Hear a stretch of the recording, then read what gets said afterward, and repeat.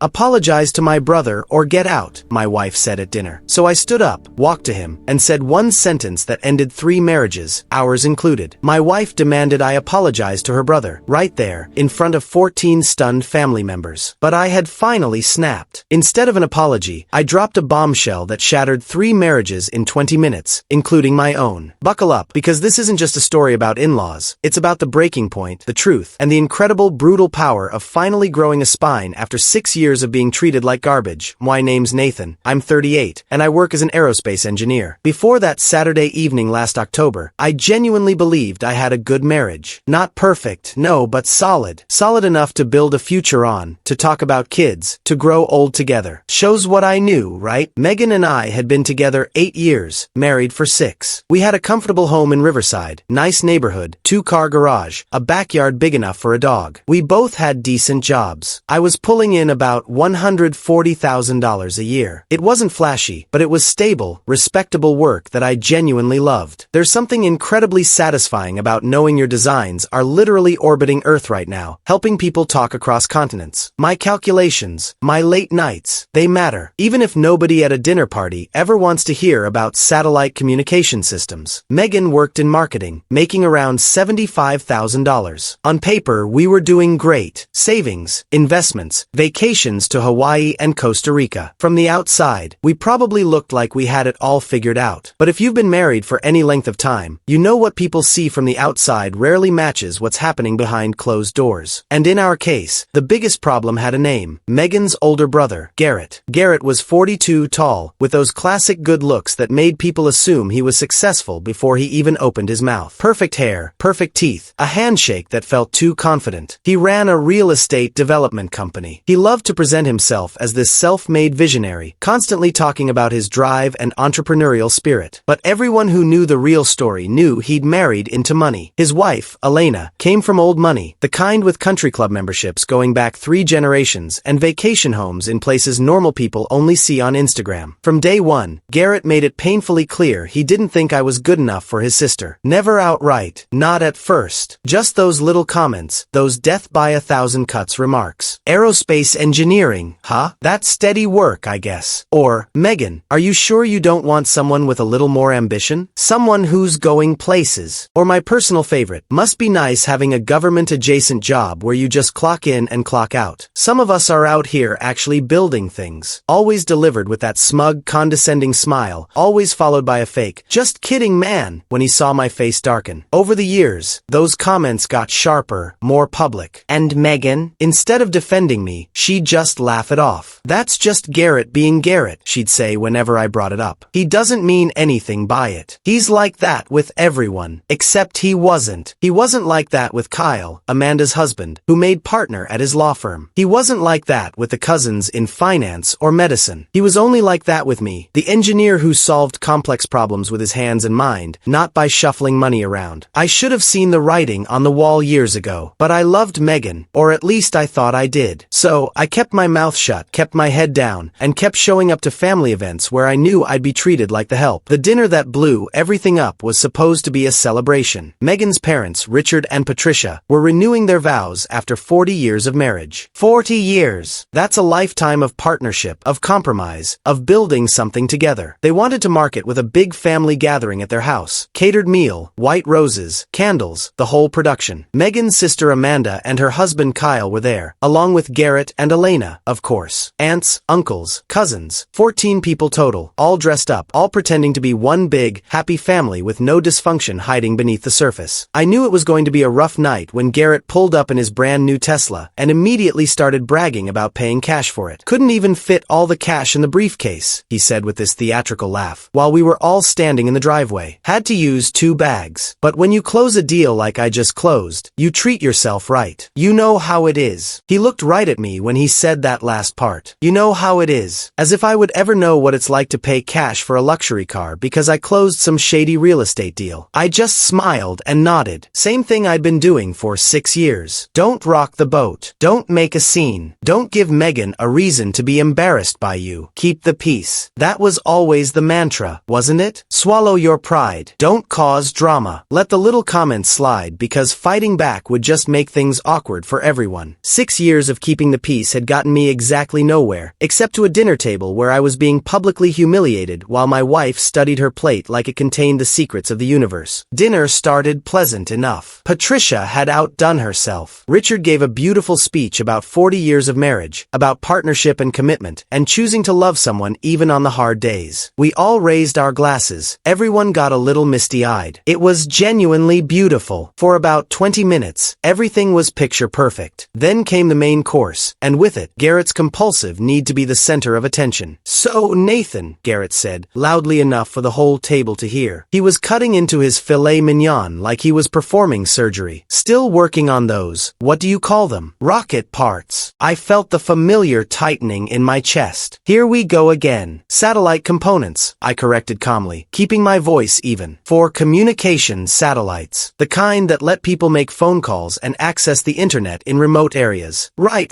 Garrett said, waving his fork dismissively. "Sounds thrilling. Really cutting-edge stuff. How's the pay treating you these days?" "Still in the low six figures." The table went quiet. You could hear the grandfather clock ticking in the hallway. Everyone knew exactly where this was going. They'd seen Garrett do this before, at Christmas dinners, birthday parties. Nobody ever said anything. They just let it happen. "I do fine," I said simply, not taking the bait. "Fine," Garrett repeated, letting the word hang in the air like something distasteful. "That's exactly what I'm talking about, Megan. Don't you ever want more than fine? Don't you want great, exceptional? Don't you want a husband who can give you the life you deserve?" Megan shifted uncomfortably in her chair, but said nothing. She was studying her asparagus like it held the secrets of the universe now. "Garrett," his wife, Elena, said quietly, reaching for his arm, "maybe we should talk about something else. This is your parents' celebration." No, I'm just saying," Garrett continued, warming to his subject like an actor who'd finally found the spotlight. "Look at what I've been able to provide for Elena. The house in the hills with the pool and the view, the cars, the vacations to Europe twice a year. That's what a man should be able to give his wife. Not just fine, not just adequate, not just getting by." I felt my jaw tightening, but kept my voice level. "Different people value different things, Garrett. Not everyone measures success by the size of their house or the badge on their car." "Of course not," Garrett said with that condescending smile that made me want to reach across the table. "Some people measure it by the size of their ambition. Or, in your case, the lack of it." "Garrett!" Richard, Megan's father, finally spoke up. His voice had an edge to it I'd never heard before. "That's enough. This is supposed to be a celebration." "Dad, I'm just being honest," Garrett said, holding up his hands in mock innocence. "Someone has to tell him the truth. Nathan's a nice guy, sure. I've never said otherwise. But nice guys finish last. Megan deserves someone who's going to really take care of her. Someone who's actually going somewhere in life. Not someone who's content to just coast along in a middling career, waiting for his pension to kick in." That word hit me like a physical punch. Middling. I'd worked my entire adult life to get where I was. 4 years of undergraduate engineering, working part-time because my parents couldn't afford to pay for everything. 3 years of graduate school, living on ramen and hope while my classmates partied. Countless 60-hour weeks at my first job, trying to prove myself in a brutally competitive field where one mistake could cost millions. I held 3 patents, for crying out loud. My work was literally orbiting the Earth, helping people communicate across continents. Last year, a satellite I designed key components for helped coordinate disaster relief after a typhoon hit the Philippines. Real people, real impact, real work that mattered. And this trust fund baby, who'd never earned anything on his own, who'd been handed everything by his rich father-in-law, was calling my career middling. Something shifted inside me. Something that had been building for 6 years finally reached its breaking point. "You know what, Garrett?" I said, setting down my fork carefully beside my plate. "I think you've made your point very clear." "Have I, though?" Garrett leaned back in his chair, enjoying himself immensely. He loved having an audience. The whole table was watching now, forks frozen mid-air, napkins clutched in nervous hands. "Because from where I'm sitting, you don't seem to be getting it. My sister could have married anyone. She's beautiful, smart, successful in her own right. And she chose you. Someone who's just fine, just adequate, just middling." "Garrett, stop it," Megan said. But her voice was weak, uncertain. She sounded more embarrassed than angry. And she wasn't looking at her brother. She was looking at me like I was the one causing a scene. "I'm just saying what everyone's thinking, sis," Garrett continued. "At family gatherings, when we talk about what everyone's up to, we talk about my latest development project. Kyle just made partner at his law firm. Even the cousins are doing interesting things. And then we get to Nathan, and it's like, yeah, he's still doing that satellite thing. Nothing new,